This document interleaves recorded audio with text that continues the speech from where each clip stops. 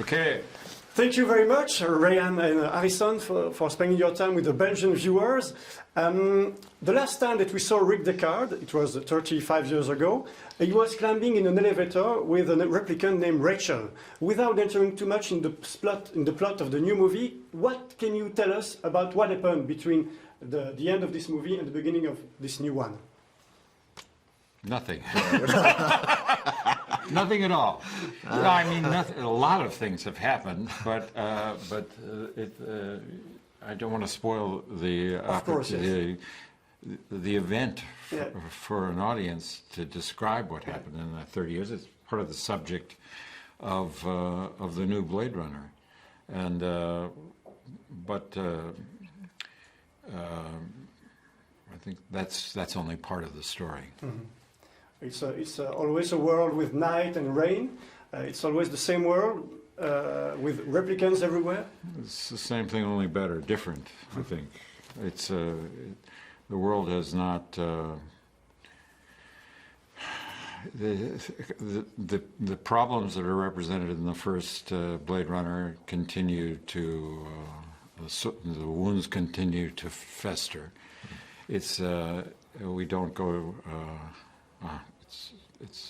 It's not a vacation. Ryan, it's the first time that you play in a real blockbuster movie. Why did you choose this one especially to play? Is it your first blockbuster? Yeah, it really is. Yeah. It's a blockbuster? Yeah, it will be. Wow, when did that happen? You will see. Promise. It was a wonderful script, a really great character in a film with so many talented people.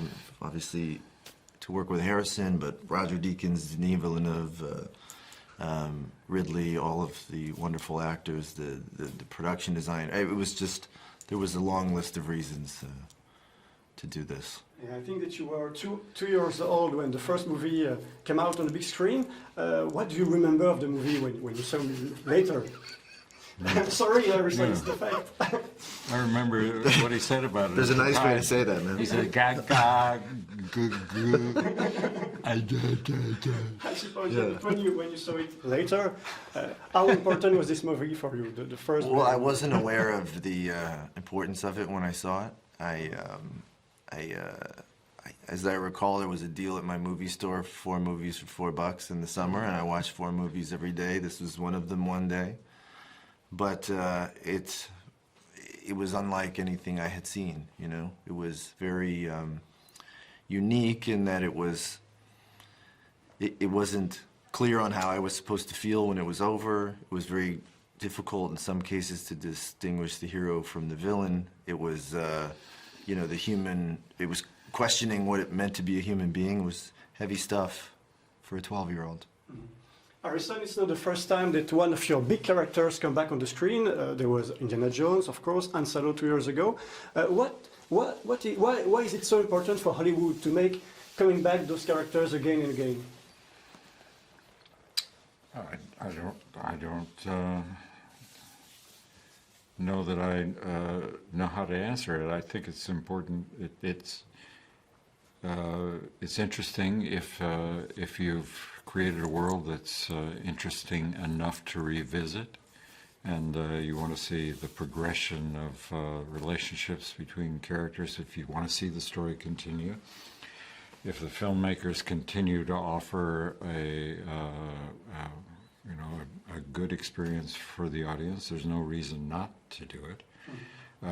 If you do it successfully, if you have an ambition to do it in a way that treats with respect the audience, and you're not just repeating what you've done before. If you take some chances, if you put work into it, ambition into it, and certainly this is amongst the most ambitious film projects I've ever been involved with, and that's fun to be part of.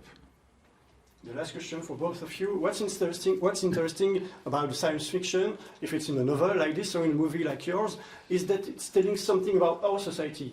from our time, what your movie is telling about our society. Even if it's in the future, what is it telling about our society today? I think one of the most interesting things is that it tells us we better get to work and pay attention to the world we live in. And you, Ryan, what do you think? Yeah, I think, well, in this film specifically, I think these are all characters that have been isolated by technology. It's a technology that was meant to help them and make things easier, but in a lot of ways it's made things more difficult and more emotionally isolating. Thank you very much. Okay. I think it's Thank so. you. Thank you very much. Thanks. Congratulations for Thanks, the Ben. movie. Thank you very much. Thank you.